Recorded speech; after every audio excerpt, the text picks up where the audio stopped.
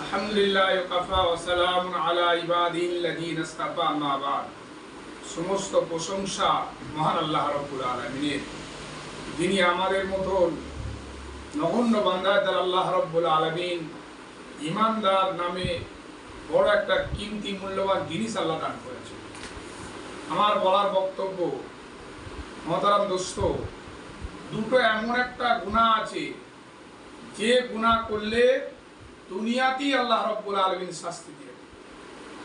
এক নম্বর, বাপ মায়ের সঙ্গে যদি কোনো রকম বেয়াদবি করা যায়, বেয়াদবি করা হয় বা তাদের অন্তরে দুঃখ হয়, তারা যদি আমার বাবারে আচারে আখলাকে চলা বলায় যদি বলে বা কষ্ট পায়, সে যে ধরনেরই বড় হয়ে যাক না কেন, আমল করুক না কেন, সে দুনিয়াতে শাস্তি পাবি।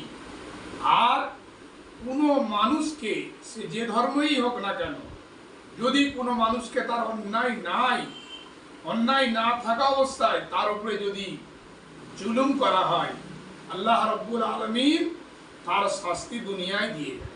কি শাস্তি? হয় নার্ভের রোগ হবে, নারে পাগল হবে, নালে মরণের আগে সে নিজের হুঁশ হারা হয়ে, বেহায়া হয়ে, বেইজ্জতি হয়ে তার মরণ হবে, এবং বেঈমান হয়ে সে দিশাহারা হয়ে মারা যাবে, এবং বহু রকমের আযাব তার জন্য আল্লাহ রাব্বুল আলামিন দুনিয়া এবং আখিরাতে তার জন্য অপেক্ষা করছে।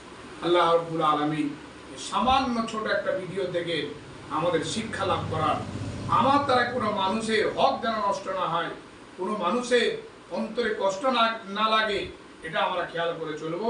আল্লাহ রাব্বুল আলামিন আমাদের প্রত্যেককে মেনে চলার তৌফিক দান করুক। ওয়া আখিরু দাওয়ানা আলহামদুলিল্লাহ।